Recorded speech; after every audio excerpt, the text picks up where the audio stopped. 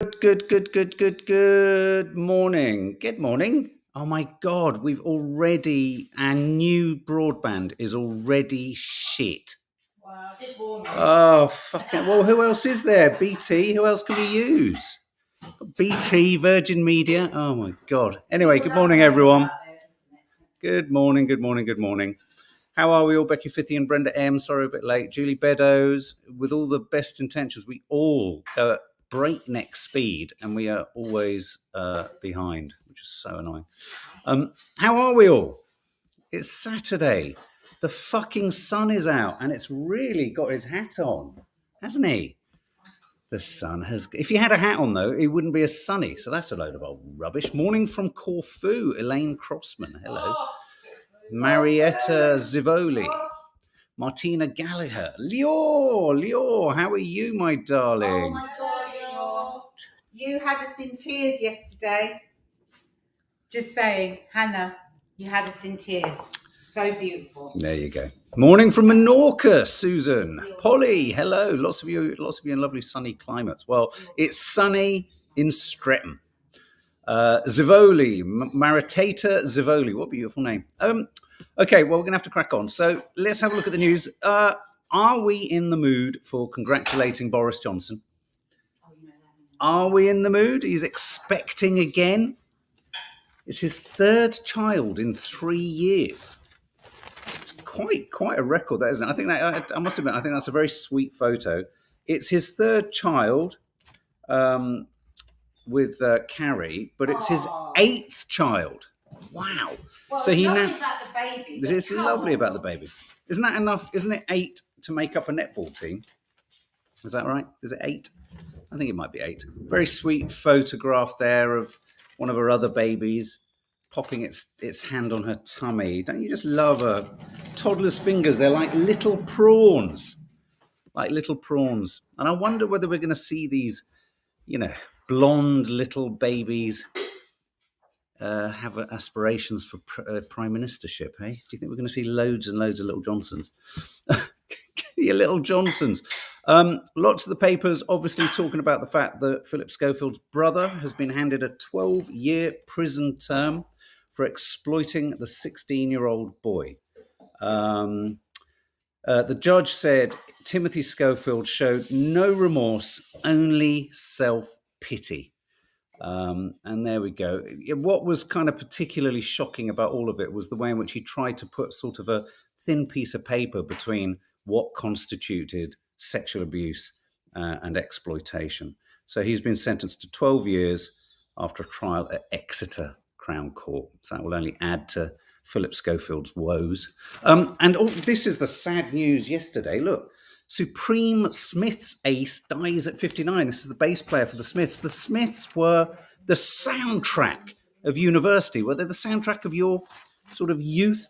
The bassist Andy Rourke has died at 59 after battling. This pancreatic cancer is a bastard, isn't it? It's a real bastard. Former bandmate Johnny Marr led the tribute, saying he was a supremely gifted musician. And he'll be remembered as a kind and beautiful soul by those who knew him, and a supremely gifted musician. It's so sad. Andy Marr said, watching him play those dazzling bass lines was an absolute privilege and genuinely something to behold. That's the Supremo. God almighty, it's weird, isn't it? Watching your own generation start to pass away. I now understand what people like Nanny Thelma said. I always remember Nadia and Dina's father saying it's really strange. You just watch people go. It's like being in the Grand National of life, and you just sort of, people just pass. It's tragic. Happy birthday, Julie. Where are you? Happy birthday, Julie. Jade Jagger has got herself in a bit of a scrap. She's been fined alongside her boyfriend after an enormous scuffle outside a restaurant. She's been fined £1,250 after having a proper fight with the police. She was convicted of resisting arrest and hitting a woman officer, and they had to spend 2 days in the prison cells. Jade Jagger. Yeah, don't mess with her, mate. Don't mess with her. I mean, she's a yoga freak. Is she? Well, you know what they say. Don't forget, guys, we're doing a mindful curly cooks. I don't know how calm that will be, but I am of the opinion that some yoga teachers, not all, some yoga teachers break into two camps. There's the camp of genuinely, beautifully calm, beautiful, lovely people, like our lovely Rachel. And then there's the psychopaths who are using a sort of calming, meditative activity to punish you.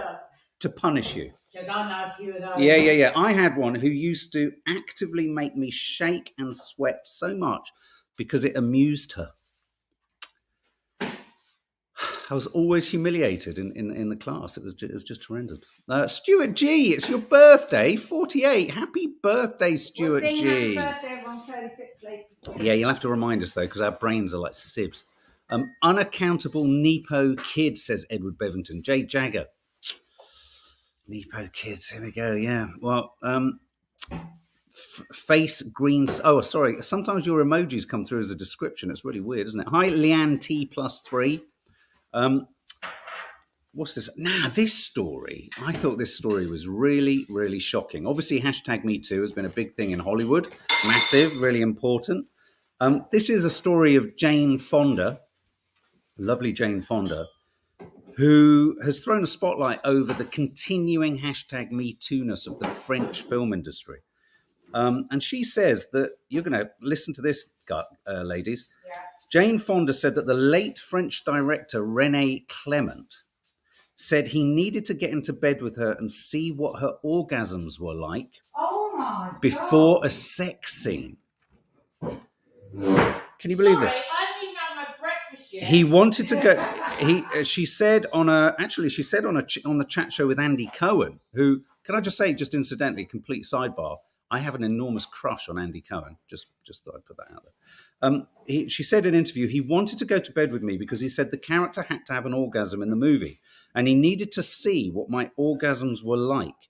He said it in French, so I pretended I didn't understand. This adds to. Sorry, I've got a wasp in it. This adds to the idea that, the French film industry has sort of dodged the bullet when it comes to #MeToo. I'm going to say something really, really dramatic about all this #MeToo. If you were to seriously unpack the relationships between most artists, masters, and their female model subjects, there's probably the biggest #MeToo historical story ever there. Remember that art exhibition we went to see recently? Oh my God, I know. Women and their children. Well, it was a painting by a woman, and it barefacedly said on the caption that she pressurized the model into sitting in order that, because she was painting in the gallery of another man or something like that. It was very weird. But the fact that they put it on the wall and exhibited the painting, I'd have thought if there's ever a reason not to put it up, that would be it. Hi, Ninad. Ninad, I'm going to talk about the West Ham fans. This is a story that I think will resonate for Nads. Weight waffle no. Diet lingo is harmful. Telling children that you're on a diet risks ruining their relationship with food. Nadja's often said this. Nadja's often talked about this. That, if you talk too much, this is a problem, isn't it? If you talk too much about food, you put an enormous spotlight on food. So as parents, this is a study showing at Bath University that the more that parents talk about dieting, the more problematic children's relationships with food is. They suggest that you talk more about doing exercise so that your children see exercise as part of everyday life rather than, restrictive eating or, all these kind of odd diets. This advice is being presented to the European Congress on Obesity in Dublin. We need to rethink weight talk. Do you agree, guys? Do you agree? If I'm honest, no one talked to me once, Mum, did you, about nutrition? I don't think the word nutrition entered my head or my gut until I met these two. So it's so wonderful now when Kiki will say to me, I think that I need some more of this, or I need to eat a bit of this because I'm feeling a bit flat, or I'm feeling a bit, and it's just because it's just gone in by accident. Well, we're going to be talking about interesting. Yeah. Interestingly, this story kind of adds to adds to the idea of what the ladies are going to be talking about later.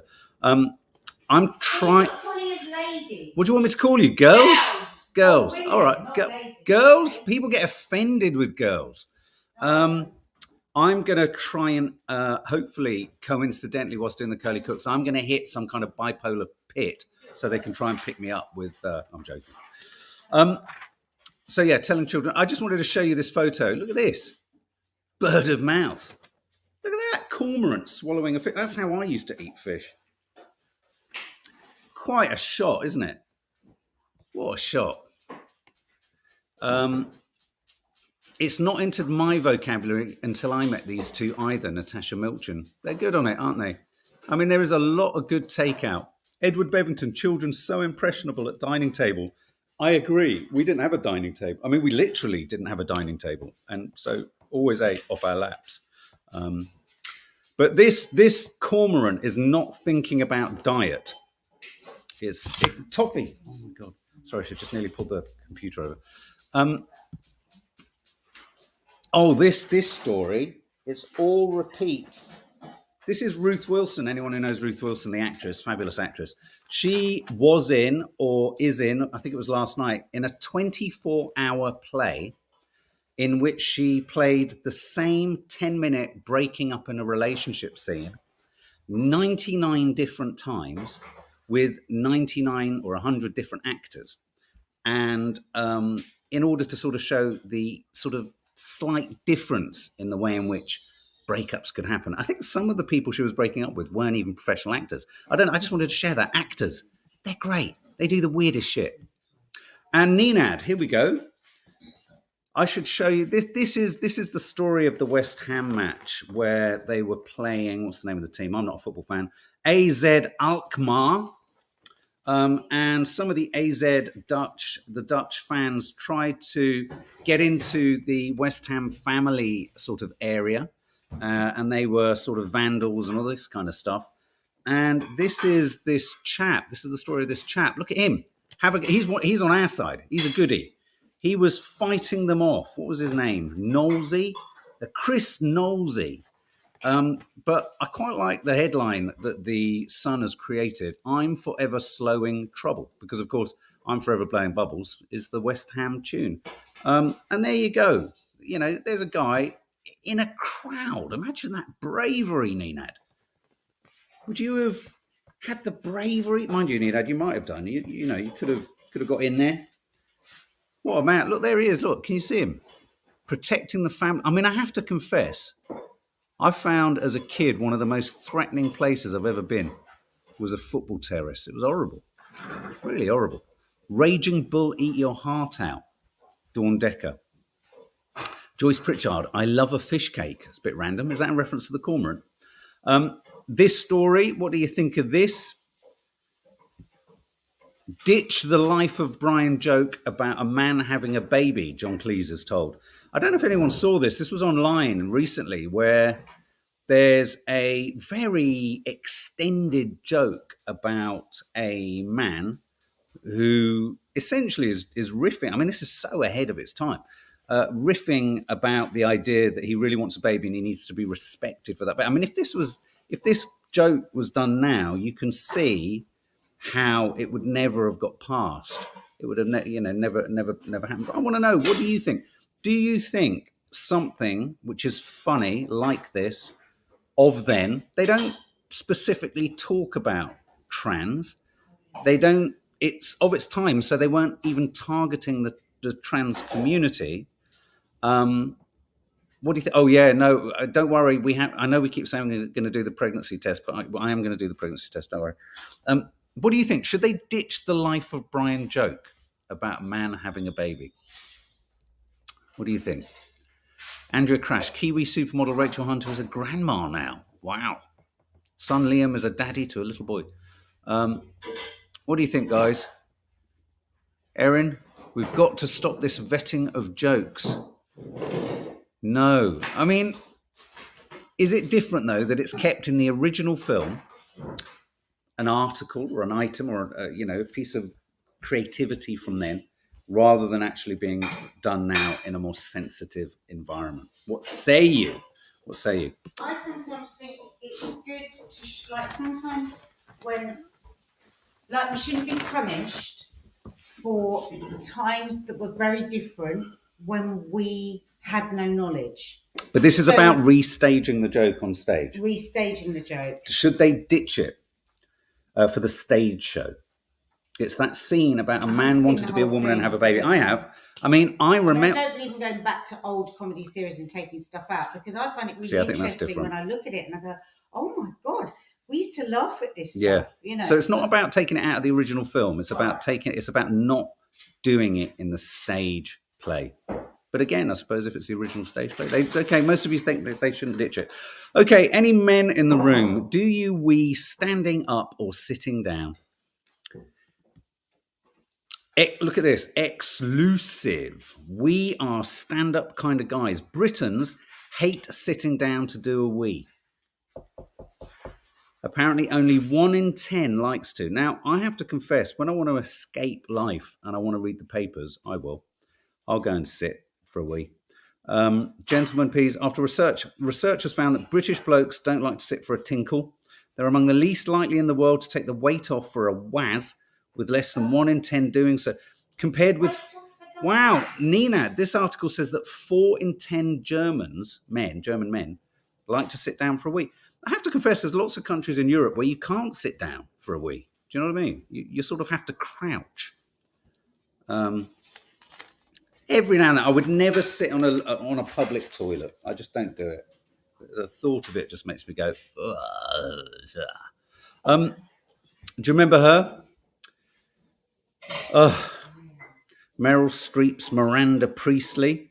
Is that The Devil Wears Prada? This story is that apparently the ideal boss is a bit of a narcissist. Apparently we all like a bit of a narcissist in our boss. According to a study, we like them a bit. We need a bit of narcissism. Followers of bosses were more satisfied with leaders with a small dose of narcissism. Do you agree? I mean, I suppose to the extent that we are, I mean, I think, again, this narcissism thing, do you sit on a hotel toilet? Yeah, probably, because they're pretty cleaned, yeah. I think the very benign end of narcissism is being a human and even potentially like wanting a photograph of yourself or potentially even think it's important that you've got something to say. That's the kind of everyday end, right? But then you get down the other end. This is a little bit like that idea that most leaders of business are complete fucking psychopaths. But they channel that psychopathy into something a little bit more meaningful. It's well known there are more narcs in certain industries, law, acting, and CEOs, says Good Ship Lollipop. There you go. What's this story? Demands of adulthood can unmask ADHD. It's weird, isn't it? It already feels thanks to... I just want to say once again, I am so shocked that the BBC engaged in making a Blue Peter-style documentary about a mental health condition. It was presented by a Blue Peter presenter. It was shot like an episode of Blue Peter. And if you listen to the transcript of his voiceover and his pieces to camera... and this is disrespectful to a 7-year-old. A 7-year-old could have written better.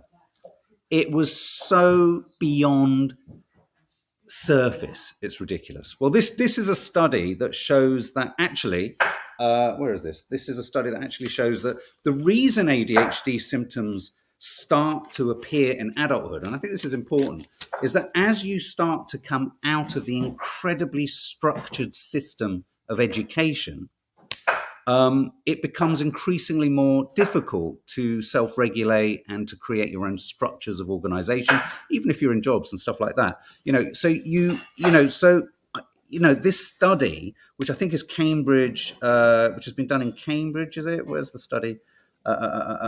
King's College London, has said that it's no surprise that a lot more ADHD has been picked up in adults because adulting is where you begin to sort of feel the limits of your ability to, organize, because essentially your life has been organized for you. So narcissistic NPD is a mental illness different to being a bit of an arc. Laura S, don't worry, me and hubby was watching Popcorn Junkies. Oh, bless you. I hope you enjoyed it. Do check out the Killers of the Flower Moon. Fantastic trailer. This story, which has crept onto this page, look at this. New York is sinking. Manhattan is sinking due to the weight of all of the high rises. So if you want a trip, get there quickly. Apparently it's sinking by 2 millimeters each year, which, come 2,200 means it could be underwater. Obviously, it's getting worse. So it sinks by 2 millimeters and the sea rises as it just keeps inevitably rising. There are 590 million tons of structures on Manhattan, which is equivalent to, I find this too hard to imagine. Do you find these kind of comparisons impossible? It's equivalent to 140 million elephants. I mean, I literally can't visualize that. The maximum number of elephants I could visualize is probably about 3,000. What's the? I can't even begin to comprehend what 140 million elephants would look like. 140 million. Yeah, that's the weight of structures on Manhattan that's making New York sink. Oh my God. Yeah. So imagine if they were elephants and they all started jumping to a brilliant tune that Pete Tong dropped. They'd be in trouble. Oh my God, girls, you're going to love this. Yeah. And we have to do it. Get a buzz from bees. First UK retreat where you sleep and lie above giant hives.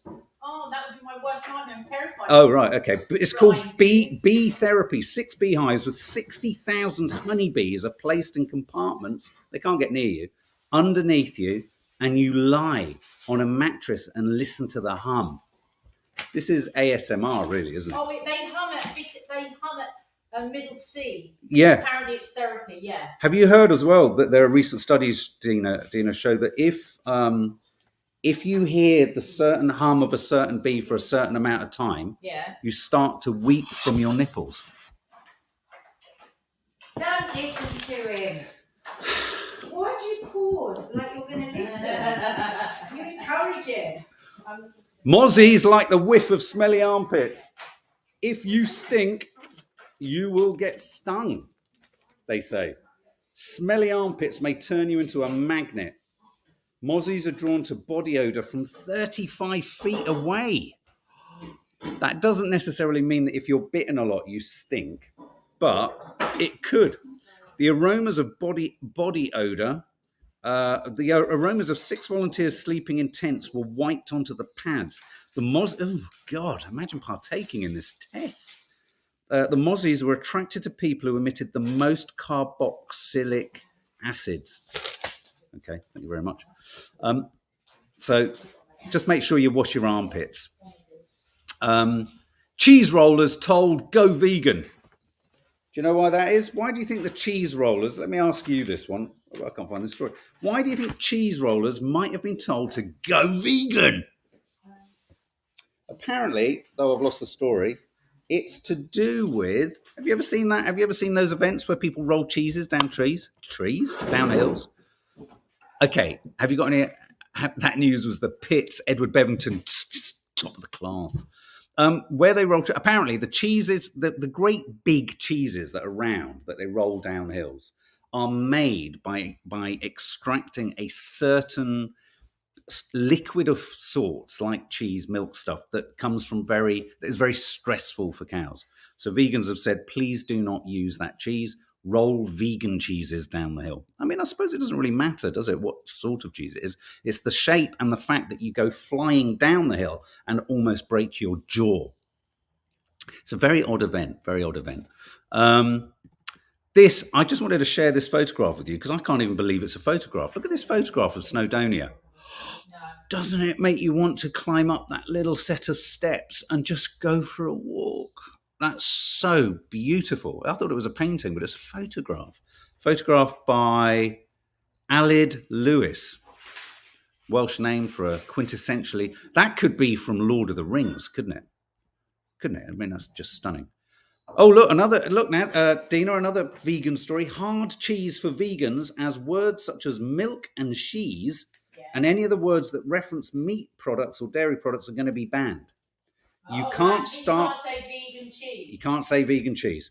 Makers of Why? dairy My friend alternatives. Diane will be delighted. Makers of Why? dairy alternatives will be banned under new guidance from using words such as milk, spelt with a Y, cheese, and butter with a plus where the U is in their product names. The government's told companies this week that it will not stand in the way of a trading standards officer publishing restrictions on the marketing of dairy alternatives. I don't really understand why. The experts said their interpretation of the law was that phrases including vegan cheese, plant-based yogurt, and cheddar type should all be banned. Well, I mean, I think aren't people intelligent enough to work it out? Do we have to ban it? Oh, this is a really good story. I'm going to run 3 minutes over if you don't mind. Twiggy's dinner hang up. Listen to this. Twiggy is insisting that restaurants should ban mobile phones in order to encourage and force people to talk with each other. I'm with Twiggy on that. I think I'm with Twiggy on that. You know, I saw a couple the other day. I walked past the window of a restaurant. One was on an iPad, and the other one was on a phone. Remove your phones, guys, from the table. You've gone for something to eat. I also think it should happen at the dining table too. We're terrible in this house. Finally, this is quite funny. Mr. Clean, lazy lads, far from appy as new tech hits. This is a new app that, it's a bit sexist, this article, but this is a new app for partners, let's say, but it says here wives, who can log how many domestic chores their partner has or hasn't done. Sounds to me a little bit like the Go Henry banking app for kids, where you attach pocket money to doing certain things, but this is going to tell the partner who's frustrated how little their other partner's done, and could lead to divorce. And so here's some photos as we wrap up. What if they put menu on an app? Yeah, I would love for that to happen, but most menus are online now. Oh, Maisie Galpin, good point. So you're forced onto your phones. I'm never forced onto my phone. Even with a QR code? No, do you? I demand a menu. Fucking hell, do you do it like that? I do. Bloody hell. I don't want to look at my phone for the menu. I want to look at it. I want to read it. Is this because you're doing a sort of mindful colour cook? You're getting it out now? No, I just... No, I know what you mean. And what about the old people? They don't want to be doing that. The old people. Ages. The old people. Ages. Yeah, the old people. We're all becoming old people. Put that phone down. We're eating. It's rude, Brenda M. Totally agree. I'm old school too, says Zoe Griffiths-Brown. Drives me nuts, says Yasmin, when you're sitting down at a table and other people are just stuck looking down at their phones. I agree. Okay, let's have a look at some photos. Harrison Ford at the Cannes Film Festival receives a Palme d'Or, and I think he has the grace to go, what? I mean, I love Harrison Ford, but he's kind of, you know, he's there with Indiana Jones, the new film, which I was really excited about Indiana Jones, but I'm hearing, Nina, I don't know if you are, I'm hearing a few dodgy reports about it. This is a great photograph. This was taken at the BAFTA TV Awards. Damian Lewis and Kate Winslet. What a fabulous photo. I mean, I don't think there's anything romantic there necessarily, but they were just greeting each other, which is, I love a good photo, don't you? They're brilliant. Look at that. Look at that kingfisher at the very point of touch. And they must have shot off a lot of, rapidly firing stills there. But that is quite stunning, isn't it? Taken in Worcestershire, mid-plunge. It looks almost as smooth and svelte-like as when Nadia jumps into the pool in the Crete vlog. Wouldn't you say? Look at that. That is a new full-size digital scan of the Titanic at the top. And that below is just a penguin that is having the time of his life. I'm going to pop that photograph up on the community tab for members, and a card will go out to whoever gives us the best caption. Isn't that great? That penguin, I want whatever that penguin's on. Look at him, just boinging along. Oh, I love a penguin. They're so smelly though. I mean, like not just a little bit smelly, but like so smelly it make you vomit. These could be the worst neighbours from hell. Polar bear. I love those. Polar bears explore a ruined home on Kolyuchin Island, Russia. They've really made themselves at home, haven't they? Look at that. Aren't they lovely? It's like a family snap. It's like something from 1920s sort of Dust Bowl America, but obviously with polar bears. And this, look at this. What a sweetie. Where have I popped the, where's the, doesn't have a photo, but look at him. How could you not fall in love with him? Eating seaweed. It really is zen in the kitchen this morning, Laura Dion. Don't worry, I'm sure things will change. So, guys, in 10 minutes, we are going to go to the Curly Cooks. They're clearly somewhere meditating or whispering or doing something that they shouldn't be doing. I've never known it go so quiet. Last night, Dina was over for as they were prepping for the show. It went silent for half an hour in it. I've never, ever known that. It was obviously a serious thing that they had to go out and talk about, but there we go. Anyway, guys, have a lovely morning. I hope you enjoy the show. See you in 10 minutes. If you haven't, go and check out the Crete vlog